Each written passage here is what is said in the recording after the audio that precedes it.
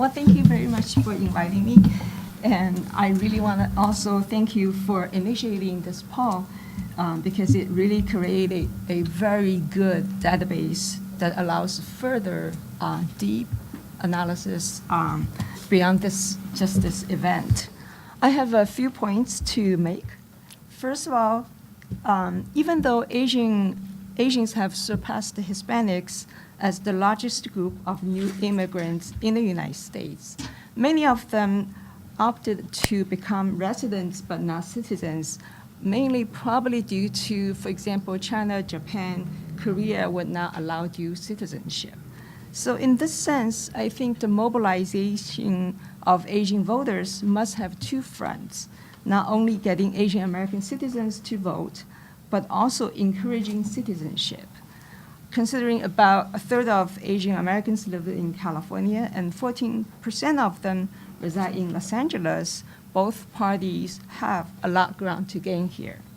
The second is that your finding suggests that the religiosity is widespread. We talked a lot about it, but much more dominant among older voters. I think there's a lot more to be explored here as well in our future analysis. I think, for example, who are these religious people, right? Are they Christians, Buddhists, Taoists, Muslims? Do they vote similarly? And are they single-issue voters? So also, should we include spirituality or even superstition, you might call, in our future surveys? In many Asian societies, both faith and spirituality are considered religious. So someone who is spiritual might not attend religious service, but can be have strong beliefs in issues in terms of abortion, minimum wage, or the environment. So a close look at voters who either claim they are religious but are unaffiliated, or they profess to have strong spirituality can yield very interesting comparative values. A third point I want to make is the very interesting finding in the poll that there's no obvious gap. So a very interesting finding in the poll is there's no obvious gender gap on various issues except for two issues. The issue on Asian American representation, which is 68% male versus 80% female. So it's a 12 points gap. And the minimum wage, which is 67% male versus 75% female.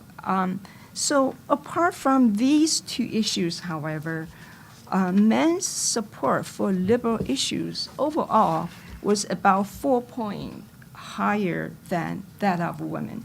Even so, more men identify themselves as Republicans, which is 22% versus 16%. So does this indicate that Asian American women are less likely to vocalize their political opinions? The data we have will surely provide a window on these questions. Interestingly, on the legalized abortion question, men were 6 points more likely than women to support it. So this really contrasts with the general U.S. population, where the trend is 8 points in the opposite direction. So we expect deeper analysis of the data will enable us to identify further interesting correlation among gender, nativity, and religion. Some questions might be, is there a gender gap when it comes to religious beliefs? How do these beliefs affect an individual's opinions? Or even did the China's one-child policy play a role? Related to that is whether traditional gender perceptions still hold sway.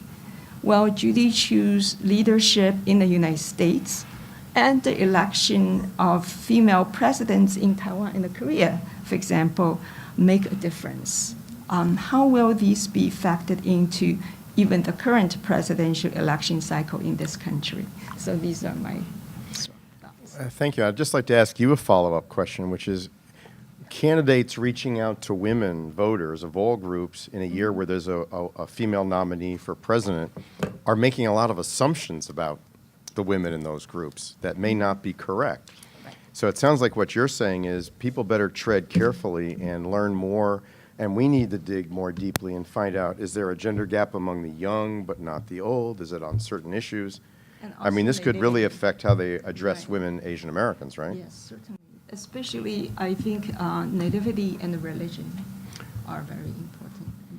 Well, we're putting you in charge of that research project. We're trying to convince Dr. Yao to submit an academic article based on this. Actually, I'm going to say it to you right now because then she'll have to do it. That just looks at all the gender data here and breaks it down by all the variables there. My guess is a very significant type of gender gap will appear. It just won't look like what we're used to, a very simple, you know, men voting for Trump, women voting for Hillary sort of thing. So you're now committed. You have no choice.